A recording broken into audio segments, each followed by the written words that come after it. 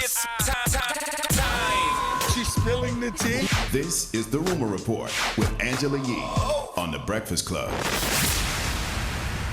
Well, Atlanta Hawks Vice President and NBA Hall of Famer Dominque Wilkins spoke to Don Lemon about what happened to him at a restaurant in Buckhead where he was not allowed in because of discrimination and the dress code. Here's what he said happened. They looked me up and down again. They said, we don't have any reservations available. And I'm looking outside. This is lunchtime, 1 o'clock, and there's a ton of tables outside that's empty. I'm dressed better than most of the guys that was in there. Very chic dress, had a nice pullover shirt, long cargo black pants with nice sneakers. Now, to the left of me, there was 3 white guys coming in with shorts, T-shirts, and sneakers.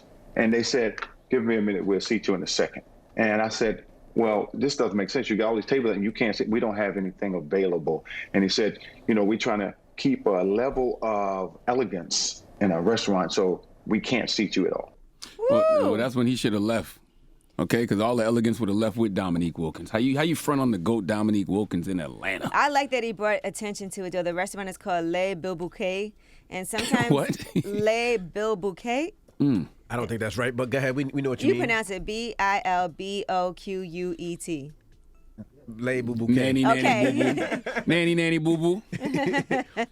Well, the restaurant has since apologized, and I'm glad that he actually brought attention to this.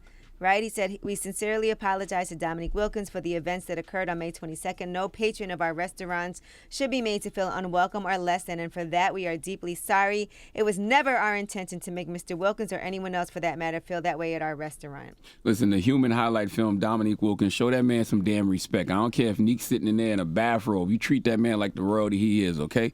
That's my guy. In Atlanta, though? Drop on the clues bombs for Dominque Wilkins. Anywhere, but especially Atlanta.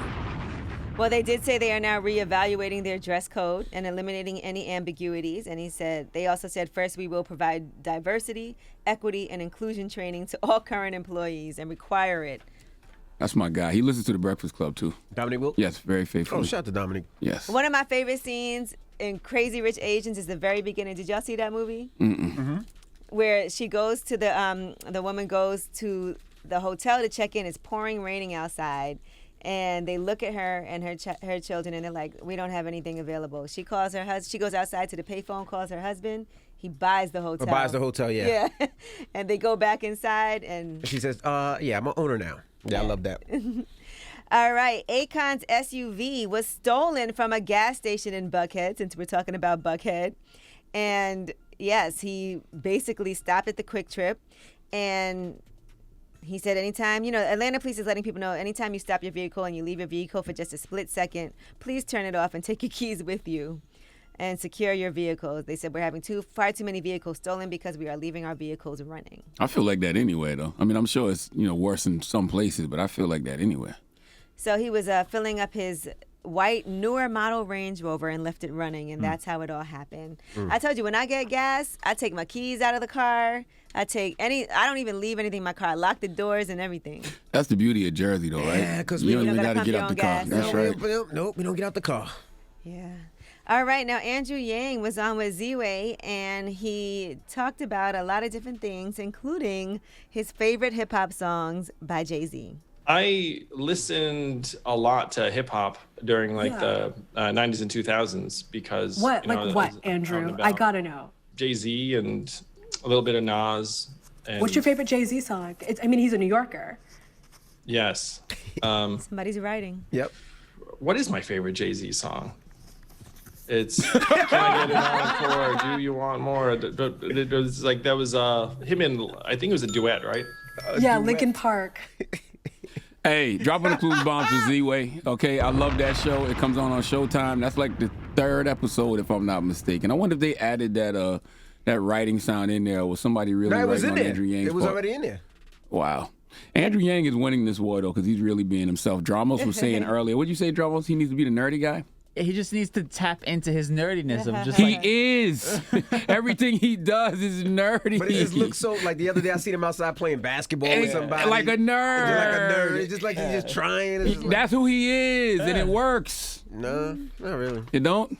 For mayor, I want a nerd in there who knows the numbers and all that stuff, That's man. right. I mean, I don't see why he wouldn't be. Yeah, a good but don't go mayor. there and say, yeah, I love Jay-Z. Sure. What's your favorite song? Plus, I feel like a mayor of New York has to be like know a lot about New York. And by the way, who would pick that song? I mean, the Linkin Park collaboration was good, but I have never heard That nobody duet? say. You didn't like that favorite duet? one? I've never heard nobody say that was one of their favorite Jay-Z records. That's what- Encore or the Linkin Park version? The The Linkin Park version. Oh, okay. No, that's what the person probably wrote on the paper, though. Linkin Yeah. Park, Jay-Z, So- Numb, Park, Jay-Z. Encore, This is the Duet. one. 99 Problems, Whole Out Ovito, Hard Knock Life. Start naming everything like it's one song. What's your favorite right. song? Hard Knock Life, Encore? PSA. Man, where do we go with this? Okay, and lastly, I just want to bring this up. Angela Bassett and Courtney B. Vance, their Bassett Vance Productions is teaming up with MTV Entertainment Studios and writer Nathan Allen Davis. They are doing a limited series about the Tulsa Race Massacre of 1921, according to Variety. So it's also the 100-year anniversary of the massacre. I think it was May 31st and June 1st, and I'll actually be in Tulsa, Oklahoma, on that date. They're doing a series of events out there, so I cannot wait to see that. Yeah, MTV Studios. Well, first of all, dropping the clues bombs for Angela Bassett and Courtney. All right, MTV Studios, you can't be cheap with that one. All right, you have to put some real resources behind that Tulsa limited series about Black Wall Street. That has to be done correctly. Absolutely. All right, well, that is your rumor report. All right, shout to Revolt. We'll see you tomorrow. Everybody else, let's get to the mix.